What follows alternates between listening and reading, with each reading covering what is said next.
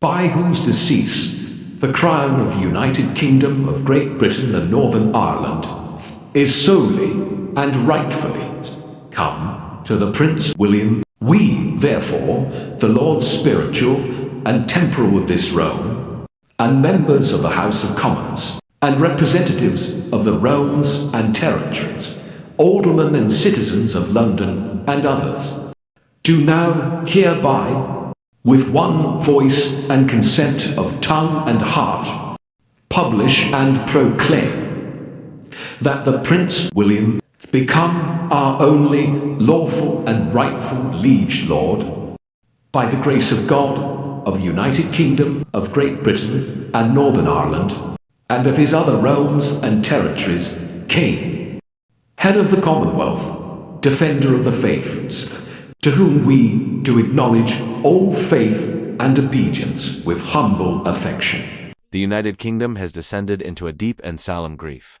From the regal gates of Buckingham Palace to the quiet corners of its countryside villages, flags flutter at half-mast as the nation mourns the passing of King Charles III, a moment etched in history, one that has brought a nation to tears.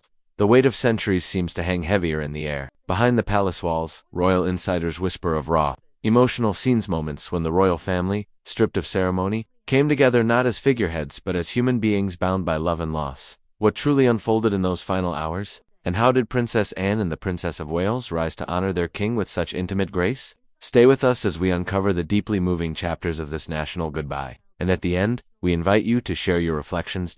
All began with a single, somber declaration from Buckingham Palace. On a still morning in early July 2025, the world was shaken by the announcement. King Charles III had died, following a courageous battle with illness. That brief statement triggered Operation Many Bridge, the codename for the monarch's meticulously prepared funeral plans. Though rooted in centuries of royal tradition, the protocol had been thoughtfully modernized. Britain entered an official period of mourning that would span 9 to 10 days, mirroring the farewell accorded to Queen Elizabeth II. Across the kingdom, people gathered laying flowers, lighting candles, their expressions etched with disbelief and sorrow. Television screens filled with tributes, footage of Charles's coronation, his tireless environmental advocacy, and intimate moments that revealed the man behind the crown. Yet beyond the public rituals, a quieter, more personal loss was unfolding behind closed doors.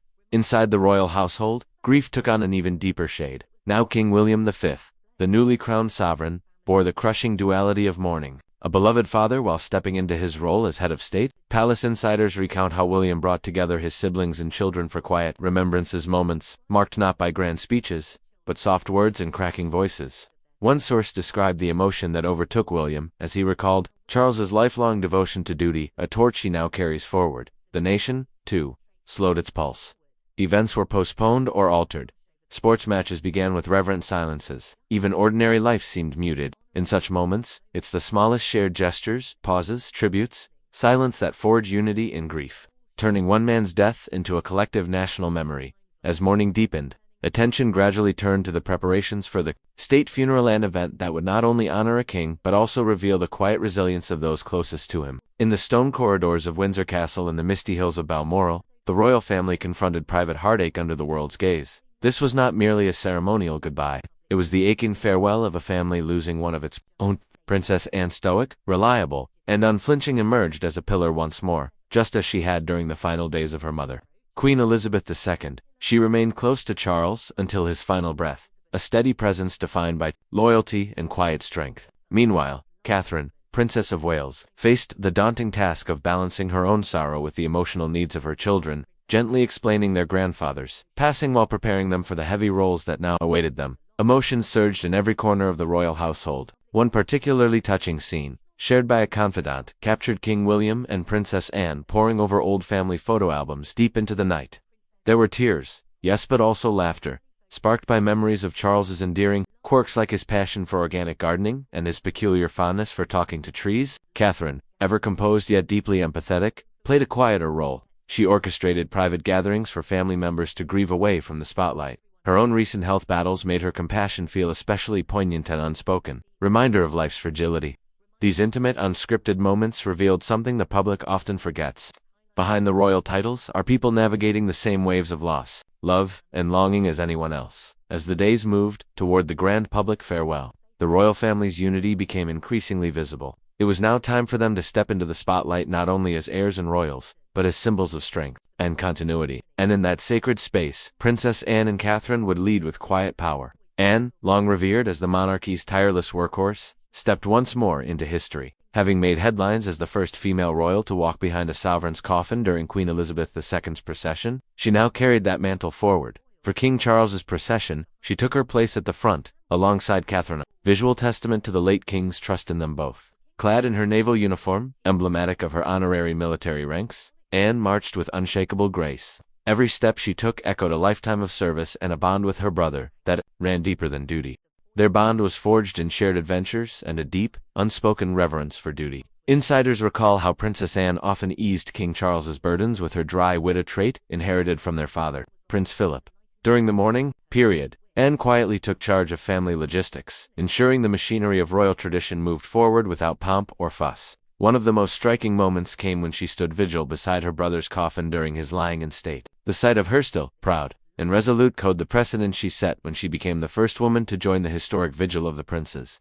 This wasn't just protocol, it was a personal act of love and duty that left the nation breathless. In those moments, Anne emerged not just as a sibling, but as a symbol of enduring strength. Her rise from the oft-overlooked royal to a linchpin in the family's most sorrowful hour proves that the quietest hearts often hold the greatest fortitude. Catherine, Princess of Wales, has long worn her role with grace. But during King Charles's funeral, she stepped fully into her own, her poise becoming a light in the national darkness. Walking side by side with Princess Anne in the royal procession, breaking centuries of tradition where women remained in carriages, Catherine's presence signaled both continuity and change. Clad in solemn black with a traditional mourning veil, she walked with the measured confidence of a woman who has weathered both personal trials and public scrutiny. Her bond with King Charles had been one of mutual warmth. He often referred to her as the steady force behind William. In private, Catherine recalled his gentle affection for her children's stories that brought brief, flickering smiles in the midst of sorrow. Throughout the mourning period, she focused on the younger royals, helping George, Charlotte, and Louis understand their grandfather's legacy.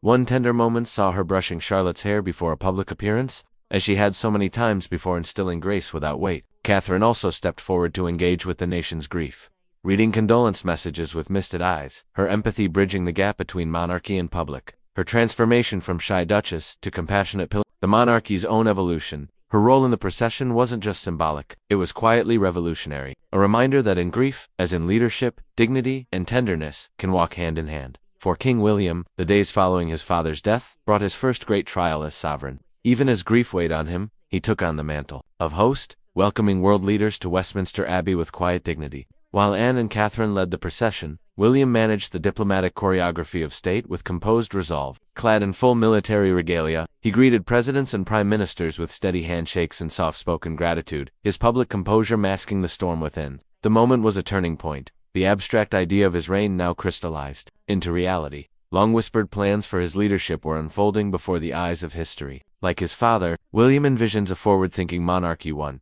deeply rooted in environmental causes, but also laser-focused on mental health and youth empowerment. Those close to the palace say Catherine's unwavering presence was his greatest source of strength, the two exchanging subtle, supportive glances throughout the day. One particularly poignant encounter saw a foreign leader recount Charles's climate crusades, drawing an unguarded tear from William. This wasn't just ceremony, it was a passing of torches of legacy, of burden, of hope. William stood at the crossroads of tradition and progress, embodying the royal family's bridge from past to future.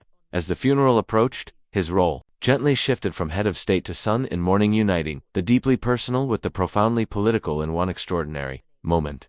The funeral procession became the emotional heartbeat of national mourning, a breathtaking fusion of regal tradition and raw humanity that held an entire country still. It began at the Palace of Westminster, where King Charles III's coffin, draped in the royal standard and crowned with the imperial state crown, orb and scepter, was solemnly placed upon the historic state gun carriage.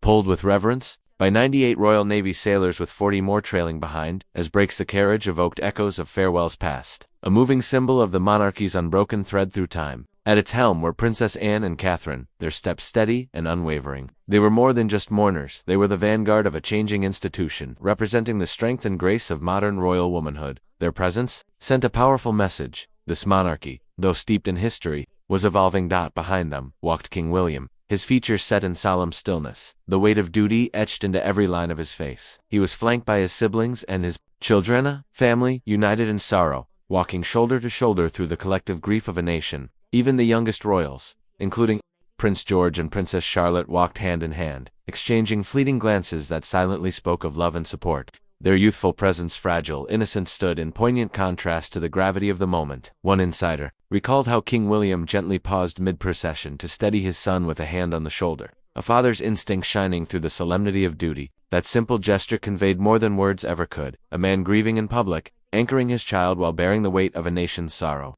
Along the streets of London, throngs gathered in reverent silence. The air was heavy with emotion, broken only by the soft sound of muffled sobs or the haunting toll of Big Ben. Each chime, a pulse echoing through time. The route was rich in symbolism, winding past landmarks forever etched in the life of King Charles III. From Westminster Abbey, the procession moved slowly into Broad Sanctuary, turning into Parliament Square, past the solemn Sonata site of remembrance for Britain's war heroes, resonating deeply with Charles's own military ties, down Whitehall, where government buildings stood like sentinels of his decades of service, and onward to Horse Guards Parade, where mounted guards stood motionless in tribute. The Mall stretched before them, a path of memories leading to the gates of Buckingham Palace, where family joys and national history intertwined. The journey reached Constitution Hill and then Wellington Arch, a place where emotion hung thick in the air. Here, Princess Anne's sharp military precision and Catherine's serene grace provided the emotional core of the procession. Their steady presence was not just ceremonial, it was symbolic of a changing monarchy and the quiet resilience forged through shared grief. At Wellington Arch, the mood intensified. The bearer party transferred the coffin to the state hearse. In a scene of choreographed reverence, framed by a resounding royal salute and the stirring notes of the national anthem, this marked the transition from London to Windsor, where memory and legacy would find their final resting place. Along Albert Road and onto the Long Walk, the hearse moved slowly beneath ancient oaks and fragrant gardens Charles had cherished and protected. It was as if nature itself mourned his departure. At WindsorCastle's quadrangle, the royal family reassembled, falling into formation as the minute guns sounded from the East Lawn and the Sevastopol bell tolled somberly from the curfew tower. Each echo deepened the national grief. King William, once again, merged his private sorrow with public duty as he welcomed world leaders, many of whom he had received just days before. Their presence here underscored Charles's enduring global legacy, not only as monarch, but as a visionary diplomat and environmental guardian. A single moment gripped the nation in collective stillness. The nationwide 2-minute silence. Across cities, towns, and remote villages, life paused. Trains stopped, voices faded, and millions stood with heads bowed, holding their breath as one. Broadcast to the world, the moment united the country in solemn respect. People wept quietly, some tossing flowers along the hearse's path, others whispering prayers to the wind. This was more than a royal farewell, it was a living tribute, an act of remembrance that transcended class and creed. Charles's life had been woven into the fabric of the nation, and now, in parting, he became part of its soul. The ceremony threaded together themes of family devotion, national pride, and global unity, an echo of a reign that had touched every corner of the human experience. As with every royal funeral, milestones marked the path on King Charles III's final journey was rich with symbolic moments that paid tribute to both the man and the monarch. At Westminster Hall, thousands upon thousands queued for hours in quiet pilgrimage, whispering tearful goodbyes to a king who had, in ways big and small, left a mark on their lives. At the committal service, the ceremonial breaking of the wand down, age-old rituals signaled the end of an era with solemn gravity. Princess Anne's role echoed that of her mother's farewell. Once again, she stood guard with unwavering poise, embodying strength born of duty and love. Catherine's role reflected a monarchy evolving toward inclusivity. Her presence wasn't loud, it was grounding, a quiet comfort to the nation. Amid the grandeur, the most piercing moments were deeply personal. Imagine King William placing a sprig of lavender from one of Charles's cherished gardens atop the coffin. His hand lingered, his eyes shining with unspoken emotion. Insiders speak of quiet sobs exchanged among the siblings, raw, unguarded expressions of grief that reminded the world that behind the crowns beat very human hearts. The service at Westminster Abbey, led by the Archbishop of Canterbury, wove together Charles's deepest values. Hymns about nature's beauty rose to the vaulted ceilings, while scripture readings spoke of stewardship, unity, and peace. His lifelong passion for the environment and global harmony, tributes poured in from around the world. Leaders William had just welcomed to London now stood in reverence, sharing stories of Charles's diplomacy and quiet generosity, from climate negotiations that reshaped policy to moments of personal kindness that bridged oceans. Across the United Kingdom, mourning swept the land, flags at half-mast, shops and businesses closed in reverent silence. Community halls filled with people hugging strangers and recounting the moments Charles had inspired them. This wasn't merely a farewell. It was the closing of a monumental chapter, an outpouring of love, memory, and shared loss that will echo for generations to come. The funeral procession unfolded as a grand tapestry of royal tradition, a spectacle steeped in history and solemnity. King Charles III's coffin, draped in the royal standard, rested upon a gun carriage pulled not by horses, but by Royal Navy sailors, a poignant nod to a custom that began when Queen Victoria's funeral carriage horses faltered. Minute guns thundered at 60-second intervals, their echoes rolling through the streets of London like distant heartbeats of history. Overhead, Big Ben told Charles's age in deep, mournful chimes, a centuries-old ritual marking the passing of sovereigns. At the graveside, the Lord Chamberlain broke his white staff of office, casting its pieces into the royal vault, signifying the end of service. Even the most stoic guards were visibly moved. Yet woven into these ancient rites were quiet but powerful gestures of Charles's forward-thinking legacy. Floral wreaths, crafted from the sustainable blooms of his organic estates, carbon-neutral transport arranged for global dignitaries. These modern flourishes reflected a king who honored the past while boldly protecting the future. This moment was more than a goodbye. It was a seamless handover to William, merging centuries of pomp with the clarity and conscience of a new era. Grief intertwined with pride, as a reflective nation stood united mourning a monarch, celebrating his mission. As the final, echoing chords of the national anthem soared over Windsor Castle, King Charles III's funeral came to a close. But what ended that day was only a chapter, not a legacy. The strength of Princess Anne and the gentle leadership of Catherine had framed the procession in quiet heroism, while King William's composed diplomacy marked his emergence as Britain's new sovereign. Together, their presence sent a powerful message. This royal family was not crumbling under the weight of grief, was rising. Insiders suggest this harmony was no coincidence. It was Charles's final masterpiece, the culmination of decades spent nurturing family ties and emphasizing duty above all else. Through countless conversations and shared causes, he had instilled a vision of unity and service that would outlive him. As public mourning gives way to remembrance, efforts are already underway to honor his legacy. Memorials, conservation initiatives, and renewed commitments to the causes he held most dear. King Charles's reputation as the climate king now stands as one of the most enduring pillars of his legacy. Long before it was fashionably or urgent, he championed organic farming, clean energy, and the fight against climate change. In 2020, he launched the Sustainable Markets Initiative and introduced the groundbreaking Terra Carta, a bold roadmap urging global corporations to adopt sustainable practices. His tireless work extended to biodiversity preservation and ocean protection, transforming royal influence into global impact. Those who know the family say his passion came from his parents and was passed, like an heirloom, to his sons, especially William. Now, the new king has pledged to not only uphold his father's environmental mission, but to elevate it, making it a centerpiece of his reign. Behind the gilded palace walls, family members reminisced over Charles's hands-on approach, his joy in tending the organic gardens of Highgrove, his quiet insistence on composting, his habit of talking to trees. These moments drew tears and laughter alike, comforting a grieving family with the memory of a man who was deeply connected to the earth. In the shadow of Charles's farewell, the transition to King William V marks the dawn of a revitalized monarchy, one that pays homage to tradition while embracing reform. William envisions a more streamlined, cost-conscious royal household focused on the issues closest to his heart: mental health, youth empowerment, and climate justice. Insiders speak of a hands-on approach, overhauling palace protocols, trimming bureaucracy, and reimagining public engagement with a modern sensibility. As life slowly returns to rhythm, flags rising to full mast, daily routines resuming, the air carries a new energy. Across the country, preparations are underway, from potential statues in royal parks to honor Charles, to nationwide tree planting campaigns and the launch of conservation funds bearing his name. Communities continue to light candles, organize local gatherings, and share personal stories of how the late king inspired them. These acts of remembrance breathe life into legacy, transforming sorrow into strength. Charles's quiet determination, Anne's unwavering discipline, and Catherine's grace now live on in William's resolve. Together, their presence has shaped a monarchy that feels more human, more connected, and more relevant than ever before. As the royal family steps into this new era, they do so not behind palace walls, but among the people, listening, evolving, and leading with empathy. The monarchy, once viewed through distant grandeur, now walks shoulder to shoulder with the nation. The era of Charles has ended, but his spirit, rooted in purpose, compassion, and vision, echoes forward in every step of those who follow. What moment touched you most during this historic farewell? Share your thoughts in the comments. Don't forget to subscribe for more moving insights into the royal family's journey. Trust us, the next chapter of the monarchy is only just beginning.